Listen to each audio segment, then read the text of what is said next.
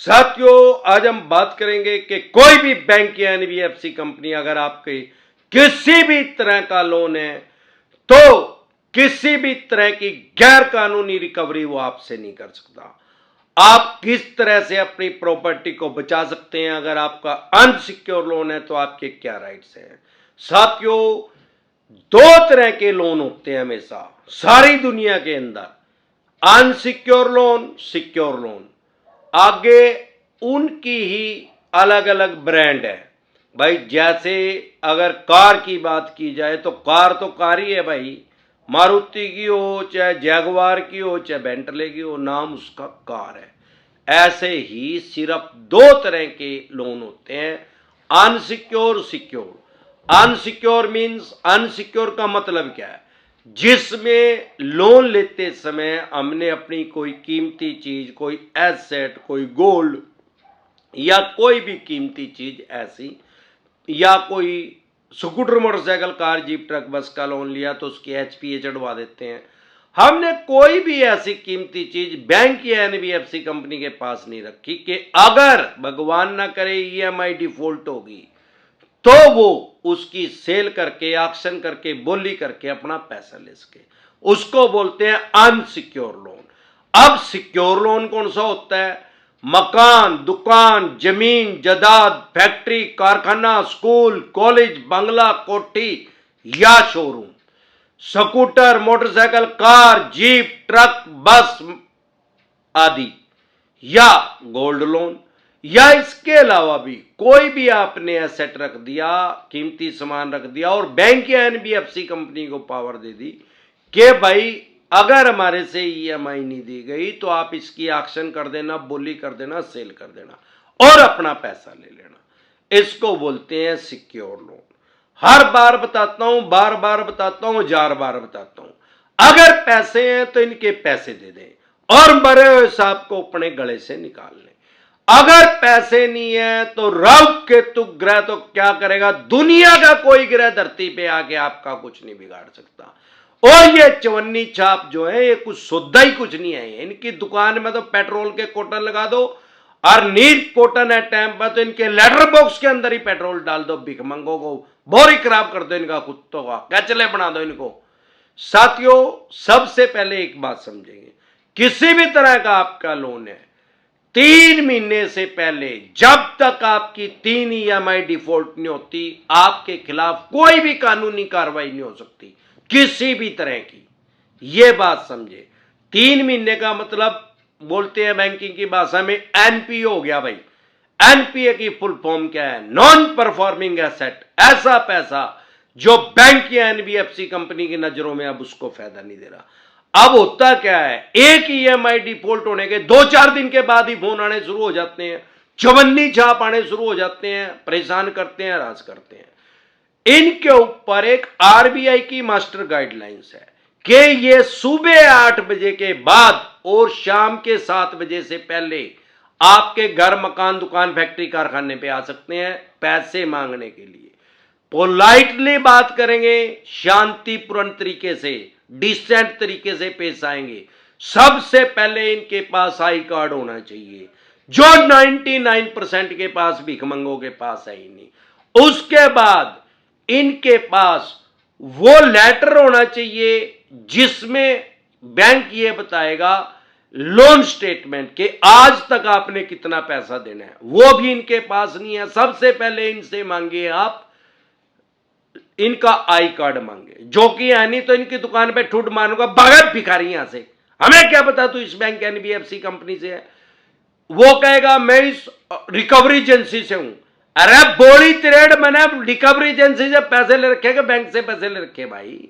अगर recovery agency से है तो अथोराइज लेटर लेके आ कि मेरे बैंक ने तेरी रिकवरी एजेंसी को अथोराइज किया है, फिर मैं तेरा आई कार्ड रिकवरी एजेंसी का मान लूंगा, नहीं तो उस बैंक एनबीएफसी कंपनी का कार्ड चाहिए। दूसरा, वो लोन के डॉक्यूमेंट्स लेके आ, लोन स्टेटमेंट लेके आ कि आज तक मुझे कितना पैसा देना है। वर्बली मैं नहीं मानूंगा। डेमोक्रेसी है वर्ल्ड की सबसे बड़ी, दुनिया का सबसे बड़ा लोकतंत्र है। हर चीज रिटर्न में, हर चीज लिखित में है, कोई भी चीज यहां वर्बली अलाउड नहीं है, वर्बली मानी नहीं जाएगी, कानूनी रूप से सही नहीं है, रिटर्न में होनी चाहिए। अब उसके अलावा अगर आई कार्ड 1% लेके भी आए, वो बैंक का भी हो, अरे किसी बड़ी ब्रांच से अगर आपने लोन लिया है तो वहां तो 250 आदमी काम कर रहे होंगे यार, और 250 आदमियों के पास आई कार्ड होगा उस बैंक का, तो क्या 250 आदमियों के पास पावर आएगी आपके मकान, दुकान, जमीन जायदाद, फैक्ट्री, कारखाना, स्कूल, कॉलेज, बंगला, कोठी या शोरूम में आने की? नहीं, नेवर। नियम क्या है, उसके पास एक विजिटिंग लेटर होना चाहिए जो बैंक या एनबीएफसी कंपनी इशू करेगा कि भाई आप, बैंक ने इस आदमी को थ्रेड किया, ये इस आदमी के पास विजिट करेगा, जो कि इनके पास कभी होता ही नहीं है, तो इनकी दुकान पे मारो ठुड। अब ये चवन्नी छाप फेक नोटिस भेजते हैं 99%, 138 लगी, 420 लगी, फलाना लगी, ये लगी, इनका बस लग चला है तो ये भिखारी 302 का भी नोटिस भेजना शुरू करता है। ये स्टैंप भी फर्जी लगा देते हैं, फेक नोटिस डिसेंट एडवाइस लिख के वीडियो देखें, आपको पता लग जाएगा जो नोटिस आपके पास आया है वो फेक है क्या जेन्युइन है। अगर आप मुझे फेसबुक पे देख रहे हैं तो हमारा एक चैनल है यूट्यूब पे डिसेंट एडवाइस के नाम से, जिस पे मैं लगभग 2000 वीडियो डाल चुका हूं लोन से रिलेटेड। आपको या आपके किसी भी यार प्यारे रिश्तेदार को लोन से रिलेटेड कोई भी दिक्कत, परेशानी, समस्या अगर आ रही है तो YouTube के सर्च के ऑप्शन में जाके वो प्रॉब्लम लिखें, जैसे ही आगे डिसेंट एडवाइस लिखेंगे तुरंत प्रभाव से आपकी समस्या का समाधान हो जाएगा। तो फिर अगर वो जेन्युइन आपको लग रहा है, सारे देश की कोर्ट ऑनलाइन हो चुकी है, ई कोर्ट लोड कर लें, ई कोर्ट में आपको पता लग जाएगा कि नोटिस जो आपके पास आया जेन्युइन है क्या फेक है। इसके अलावा कोई भी बैंक या एनबीएफसी कंपनी, जैसे मैंने बताया, 3 महीने से पहले आपके ऊपर कानूनी कार्रवाई नहीं कर सकता, चाहे अनसिक्योर लोन है, सिक्योर लोन है। अनसिक्योर लोन में क्या कानूनी कार्रवाई कर सकता है? मैक्सिमम अगर आपने उसको चेक दिया है तो वो चेक बाउंस का केस कर सकता है। ईसीएस या नेट से आपकी पेमेंट जा रही है, मंथली ईएमआई जा रही है, तो आपके ऊपर सेक्शन 25 के अकॉर्डिंग आपके ऊपर केस रजिस्टर्ड कर सकता है कोर्ट में, पुलिस में नहीं। पुलिस का कोई काम नहीं है। 2 लोन डिफॉल्ट हो गए, 5 हो गया, 25 हो गए, 25 लोन भी डिफॉल्ट हो गए, सबकी 5 ईएमआई भी डिफॉल्ट होगी, तो भी ये क्राइम में कंसिडर नहीं होता, ये अपराध की श्रेणी में नहीं है। सारे देश के किसी थाने, पुलिस स्टेशन, चौकी में आपके खिलाफ एफआईआर लॉन्च नहीं हो सकती, आपका पर्चा दर्ज नहीं हो सकता लोन की ईएमआई डिफॉल्ट होने पे, और ना ही कोई पुलिस वाला आपके पास फोन कर सकता, ना ही कोई पुलिस वाला आपके पास आ सकता, क्योंकि हमारे देश में वर्ल्ड की सबसे बड़ी डेमोक्रेसी है, दुनिया का सबसे बड़ा लोकतंत्र है। हमारे देश में पुलिस का काम लॉ एंड ऑर्डर को मेंटेन करना है, कानून व्यवस्था को बनाए रखना है, ना कि किसी भी बैंक या एनबीएफसी कंपनी की रिकवरी करके उसके पैसे दिलवाने का। सबसे पहले ये बात समझ लें, अगर आपका सिक्योर लोन है तो 3 महीने के बाद अगर आपकी लगातार 3 ईएमआई मिस हो गई है, या कुछ अलग अलग करके 2 दे दी, 1 रहेगी, 3 दे दी, 1 रहेगी, जिस दिन टोटल 3 ईएमआई आपकी डिफॉल्ट हो जाएंगी, तो आपका लोन जो है वो एनपीए में वो बैंक या एनबीएफसी कंपनी डाल सकते हैं। लेकिन 99% को डालते नहीं है। क्यों? क्योंकि हर बैंक एनबीएफसी कंपनी शेयर बाजार में लिस्टेड है।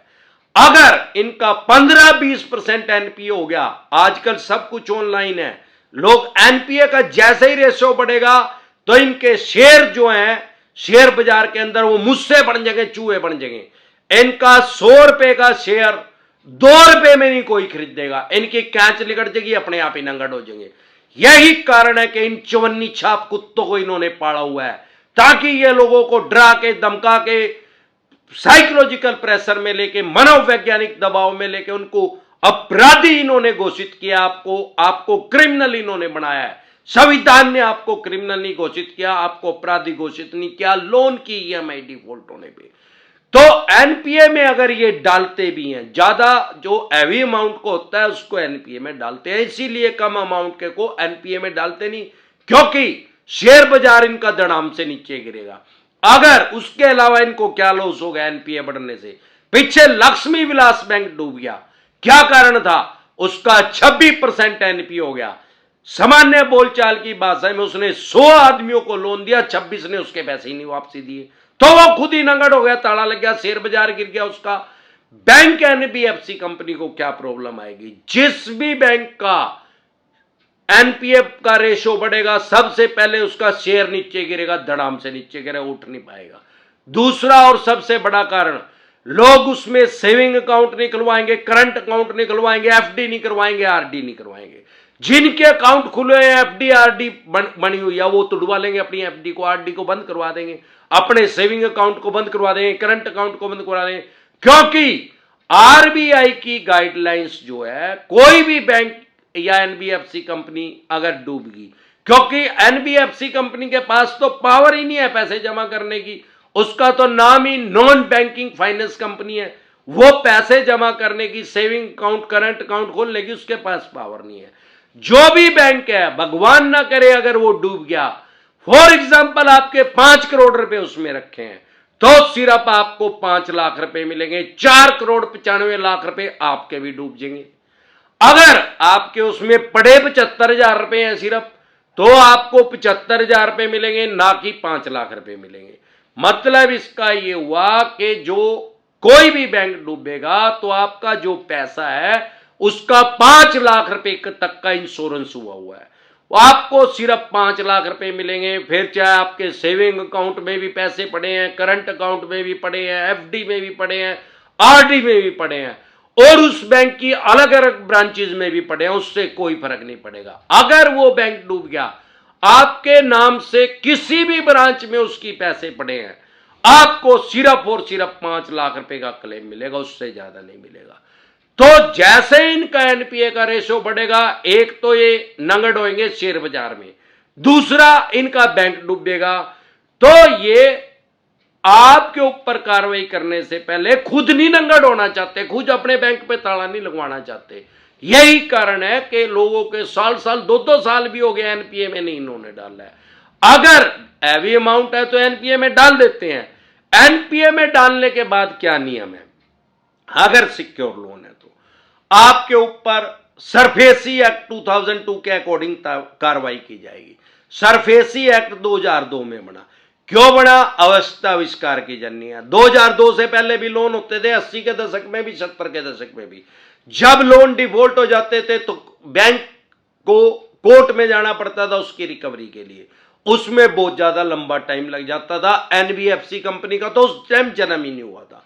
2002 में सरफेसी एक्ट बनाया गया कि बैंक या एनबीएफसी कंपनी को कोर्ट में जाने की जरूरत ही ना पड़े, और वो कानूनी तरीके से अपनी उस प्रॉपर्टी के एक्शन कर दे, बोली कर दे, सेल कर दे, और अपना पैसा रिकवर कर ले। जब एनपीए 3 महीने आपकी ईएमआई डिफॉल्ट होगी, एनपीए में अगर इन्होंने डाल दिया तो ये आपको 13/2 का 13/2 का नोटिस इशू करेंगे, सिंबॉलिक पोजीशन का। उसमें ये आपको 2 महीने का टाइम देंगे, 60 दिन का। उस 60 दिन में भी अगर आपने पैसे नहीं दिए 2 महीने में भी, तो 3 महीने तो पहले एनपीए में गया और 2 महीने और हो गए, टोटल 5 महीने हो गए। उसके बाद जो नियम है, 1 महीने का टाइम आपको और दिया जाएगा 30 दिन का, और उस 30 दिन में वो बैंक या एनबीएफसी कंपनी उसको पब्लिश करेगा। आपका जो लोकल न्यूज़पेपर होगा उसमें निकलवा देगा, उसका एक रिजर्व प्राइस रख देगा, उसकी एक डेट रख देगा कि भाई इस तारीख को इसकी एक्शन करेंगे, बोली करेंगे, सेल करेंगे, और उसमें उसका एक रिजर्व प्राइस निर्धारित कर देगा। जैसे ही वो कोई रिजर्व प्राइस निर्धारित करेगा, हमेशा वो उसको कबाड़ी के रेट में, स्क्रैप के रेट में बेचने की कोशिश करते हैं, क्योंकि आम आदमी जो होता है वो कभी भी बैंक या एनबीएफसी कंपनी से प्रॉपर्टी नहीं खरीदता। वो स्पेशल एक्सपर्ट होते हैं जो इनकी प्रॉपर्टी खरीदते हैं, और वो कबाड़ी के रेट में ही उसको खरीदते हैं। आम पब्लिक क्योंकि उसको लेती है, उसके ग्राहक कम होते हैं। बैंक एनबीएफसी कंपनी क्या चालाकी करते हैं? फॉर एग्जाम्पल 3 करोड़ रुपए का आपने की प्रॉपर्टी का रेट है, और इन आपने देने आज इनके 1 करोड़ रुपए हैं, ब्याज प्लेंटी जुर्माना लगा के, ये उसकी मार्केट वैल्यू 1 करोड़ रुपए रख देते हैं रिजर्व प्राइस। आप सिर्फ एक सिंपल नोटिस इशू करें कि भाई मेरी प्रॉपर्टी जिस मोहल्ले में है, जिस कस्बे में, जिस शहर में है, जिस जितने स्क्वायर फुट की है, जितने स्क्वायर यार्ड की है, उसी लोकेशन पे उतने स्क्वायर यार्ड की, उतने गज की 2 आदमियों के एफिडेविट लेके आओ कि वो 1 करोड़ में अपनी प्रॉपर्टी को बेचने के लिए तैयार है। नहीं तो मेरी प्रॉपर्टी की वैल्यू 3 करोड़ रुपए है, 3 करोड़ रुपए में इसको सेल करो और अपना 1 करोड़ रुपया लेके मेरे 2 करोड़ रुपए वापसी करो। वो कभी इनसे होगी नहीं, क्योंकि मैंने पहले बता दिया इनसे आम आदमी प्रॉपर्टी नहीं खरीदता। अगर आपकी 3 करोड़ रुपए की वैल्यू भी है तब भी ये 3 करोड़ में उसको सेल नहीं कर सकते। ना नौमन तेल होगा, ना राधा नाचेगी, आपकी प्रॉपर्टी बचाव हो सकता है कानूनी रूप से। इसके अलावा भी आपकी प्रॉपर्टी का बचाव हो सकता है अगर आपके पास सरफेसी एक्ट 2002 के अकॉर्डिंग नोटिस आ रहा है 13(2) का, 13(4) का, सिंबॉलिक पोजीशन का, फिजिकल पोजीशन का या डीएम साहब का। इसको कभी भी हल्के में ना लें, कभी भी लाइटली ना लें, कभी भी इसको इग्नोर ना करें। नहीं तो अगर आप इसको इग्नोर करेंगे तो अपनी मकान, दुकान, जमीन, जायदाद, फैक्ट्री, कारखाना, स्कूल, कॉलेज, बंगला, कोठी या शोरूम, उससे आप हाथ धो बैठेंगे, उसको स्क्रैप के रेट में, कबाड़ी के रेट में ये बेच देंगे। लेकिन अगर आपको अपने राइट्स और अधिकार पता है तो ये कुछ नहीं कर पाएंगे। जैसे ही आपके पास ऐसा नोटिस आए या भगवान ना करे किसी वजह से आप फाइनेंशियल डाउन हो चुके हैं और आपको लग रहा है कि अब तक तो मैं ईएमआई दे पाया हूं सिक्योर लोन की और फ्यूचर में मैं दे नहीं पाऊंगा, तो प्रिवेंशन बेटर देन क्योर, इलाज से हमेशा परहेज बेहतर है। तुरंत प्रभाव से लीगल एडवाइस लें, नहीं तो ये आपके ऊपर भी 100% सरफेसी एक्ट लगा के 13(2), 13(4) का नोटिस इशू करके आपकी प्रॉपर्टी की एक्शन करेंगे, बोली करेंगे, सेल करेंगे। 13/4 का जब ये नोटिस इशू कर देंगे, 1 महीने का टाइम दे देंगे। अगर आपने फिर भी पैसा नहीं दिया तो टोटल 6 महीने हो जाएंगे। उसके बाद ये डीएम साहब के पास जाएंगे। कई जगह डीएम साहब बोलते हैं, कई जगह डीसी साहब बोलते हैं, कई वैसे बेसिकली आईएएस ऑफिसर होते हैं, तो इनके पास जाएंगे, वहां से ऑर्डर लेके आएंगे, आदेश लेके आएंगे आपकी प्रॉपर्टी का कब्जा लेने के, फिजिकल पोजेशन लेने के। जैसे ये ऐसा कोई नोटिस इशू हो 13(2) का ही, तो या आपको लग रहा है कि फ्यूचर में दे नहीं पाऊंगा, तुरंत प्रभाव से लीगल एडवाइस लें। अगर आप हमारे साथ टेलीफोनिकली जुड़ना चाहते हैं या पर्सनल मीटिंग करना चाहते हैं, फिर आपका लोन 2 करोड़ का है, 5 का है, 25 का, 50 करोड़ का, डज नॉट मैटर। आपके पास सरफेसी एक्ट 2002 के तहत 13(2) का नोटिस आ रहा है, 13(4) का, सिंबॉलिक पोजीशन का, फिजिकल पोजीशन का, या 138 नेगोशिएबल इंस्ट्रूमेंट एक्ट 1881 का, या पेमेंट एंड सेटलमेंट एक्ट 1996 का, या रिकॉल नोटिस आ रहा है, या आर्बिट्रेशन एंड कंसोलिडेशन एक्ट 1996 का रहा है, तो आप तुरंत प्रभाव से लीगल एडवाइस लें। अगर आप हमारे साथ टेलीफोनिकली जुड़ना चाहते हैं, पर्सनल मीटिंग करना चाहते हैं, आपकी स्क्रीन पे कमेंट बॉक्स के अंदर एक नंबर आया हुआ है 9306347314। इस नंबर को सेव करके व्हाट्सएप मैसेज करें, तुरंत प्रभाव से रिप्लाई आएगा कि कैसे आप हमारे साथ टेलीफोनिकली जुड़ सकते हैं, पर्सनल मीटिंग कर सकते हैं। इस नंबर को सेव करके डायरेक्ट कॉल करेंगे, व्हाट्सएप कॉल करेंगे, कोई रिप्लाई नहीं आएगा। डायरेक्ट कॉल करेंगे, कोई रिप्लाई नहीं आएगा। व्हाट्सएप मैसेज करेंगे तो तुरंत रिप्लाई आएगा। यह नंबर मेरी टीम के पास रहता है। एक बार जोर से मिलकर नारा लगाएंगे, अबे गंजे टकले, तेरे को ही कह रहा हूं, अगर ये गंजे टकले ससुराल वालों की जानी करे तो इनके टटरे के अंदर, खोपड़े के अंदर इनके चपले मारे, कुछ तो इनके राम ने बाल उड़ा दिए और बाकी भी इनके उड़ा दिए जाएं। हुक्म की तामील हो। जय ससुराल वालों की।